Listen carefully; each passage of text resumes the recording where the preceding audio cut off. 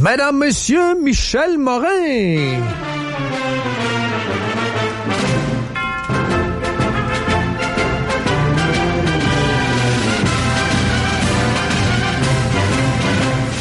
Bon cher Michel, bon lundi. Bon lundi à toi également. Justin Trudeau est en ville pour annoncer un montant qui viendra compléter le montage financier d'un projet de fou quand même. C'est plus de 3 milliards pour une ville comme Québec qui est en déclin démographique et générationnel, mais ça n'a pas l'air à le déranger pantoute. On est en campagne électorale, donc c'est extraordinaire de distribuer du cash. C'est un montant de 3 milliards et demi pareil, Michel. Mais tu veux pas parler de ça, mais tu veux parler de Trudeau, par exemple. Ben, je pense qu'il faut en parler, même si on n'a pas d'éditoriaux sur ce qui s'est passé la semaine dernière, avec le dépôt du rapport de Mario Dion, n'est-ce pas, le commissaire à l'éthique. Eh bien, on a appris beaucoup de choses dans ce rapport-là, malgré tout. Et d'entrée de jeu, M. Dion a bien dit qu'on lui a fait obstruction pour obtenir de l'information, qu'on lui a bloqué l'accès à l'ensemble de la preuve, qu'on n'a pas voulu lever le sceau de la confidentialité qui était nécessaire pour que certaines personnes puissent s'exprimer librement. Ça colore tout un rapport, ça. Tout à fait. Mais malgré tout, on a appris des choses très importantes qu'on n'avait pas dévoilées jusqu'ici, même si l'histoire court depuis le mois de février dernier, notamment avec le Globe and Mail. Qu'est-ce qu'on a appris, Michel, dans le rapport? Ben, on a appris, entre autres, que le ministre Bill Morneau, après avoir rencontré M. Bruce, qui était le PDG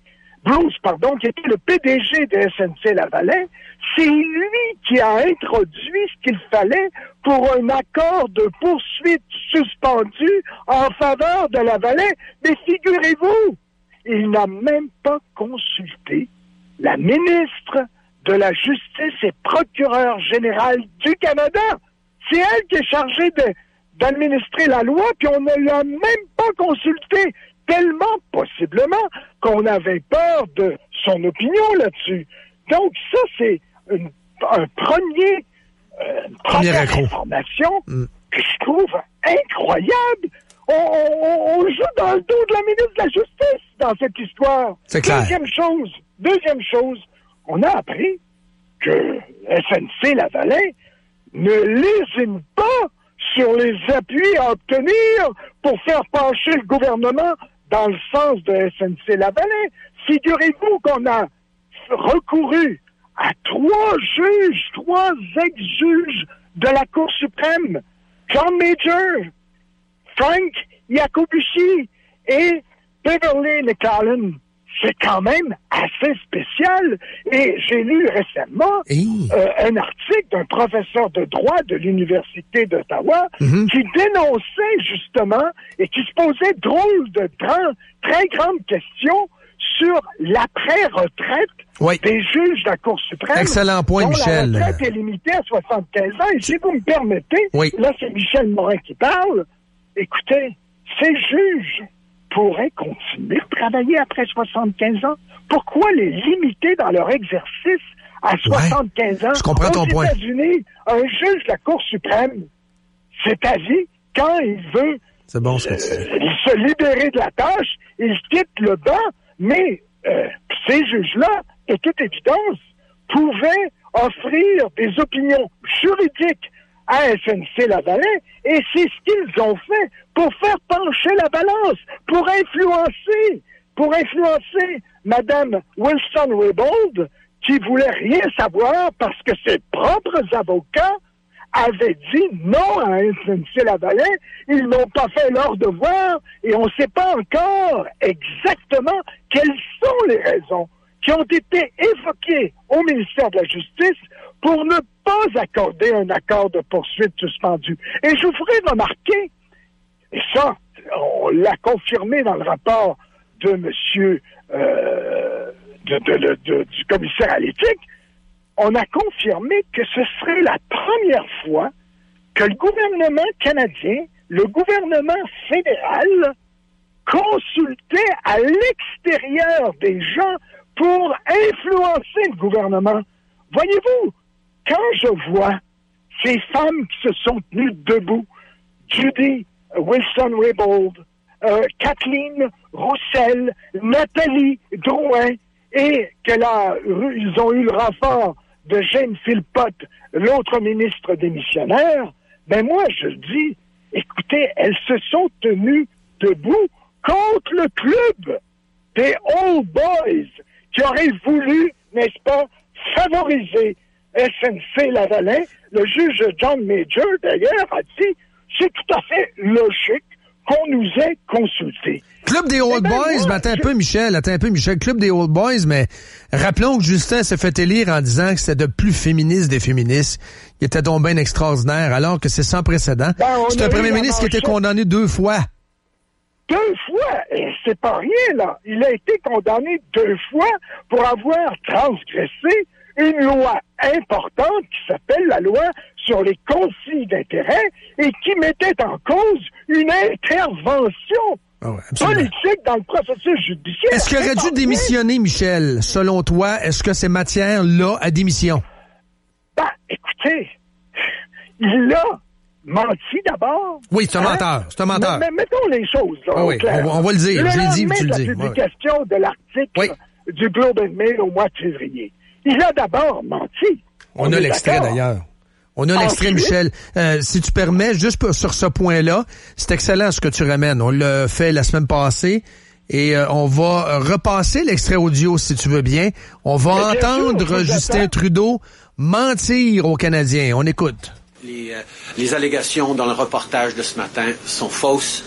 Ni moi, ni mon bureau n'avons demandé au procureur général actuel ou antérieur de prendre quelque décision que ce soit dans cet enjeu. T'es menteur! Bon, mais et maintenant, ce qu'on sait, ce que je viens de dire, c'est qu'il a fait obstruction. Il a transgressé la loi, il a fait obstruction. Ça fait 2 fois que ça se produit, comme vous dites. Il refuse maintenant de s'excuser et il évoque un prétexte, celui des emplois. C'est le gros argument. Ben, j'ai des nouvelles pour vous. D'abord, premièrement, Jason Kenney, le premier ministre de l'Alberta, a dit « C'est drôle, mais ce premier ministre-là, les emplois, ça n'a pas l'air à l'interpeller beaucoup en ce qui concerne l'industrie pétrolière qui, en Alberta, depuis quelques années, a perdu 100 000 emplois. » Ouais. Bon, ça, c'est le premier point. Deuxième point, écoutez, SNC-Lavalin, là, est pas tout seul dans le décor. Il y a d'autres firmes québécoises comme l'ex-Génivard, qui s'appelle maintenant WSP Global, dont la valeur en bourse, incidemment, est 2 fois celle de SNC-Lavalin. Et tiens, ils s'embauchent, ils sont en affaires, et il y a d'autres firmes d'ingénieurs, même des filiales Nordastello, qui sont à Montréal. Troisième point, le taux de chômage, là, le taux de chômage des ingénieurs dans ce domaine-là, il est 0, Dominique. Ils vont se trouver des jobs. Entendez-vous? Les gens peuvent facilement se trouver un emploi, pas à Toronto, pas à Philadelphie, à Montréal. Il y en a de la place pour les accueillir. Est-ce à dire qu'on voulait absolument protéger une coquille amicale? Une coquille amicale? Oui, j'ai un autre argument. On trouve ça dans le rapport du commissaire à l'éthique. On a demandé à Bill Morneau ce qu'on n'avait pas fait jusqu'ici. On a demandé à Bill Morneau, mais M. Morneau, avez-vous fait des études pour justifier cette intervention au niveau des emplois qui seraient perdus? C'est une question bien simple. Et la réponse est aussi simple. On n'en a pas fait. Donc, ce que dit M. Trudeau, ce que dit le premier ministre Trudeau, de dire on évoque les emplois, ça repose sur absolument rien. Alors voilà. Écoutez, au mois d'octobre, on votera pour qui on voudra, mais j'aimerais que les gens, quand même, c'était le but de ma chronique ce matin, ils pensent 2 fois en ayant un premier ministre qui se comporte comme si on était dans une République de bananes.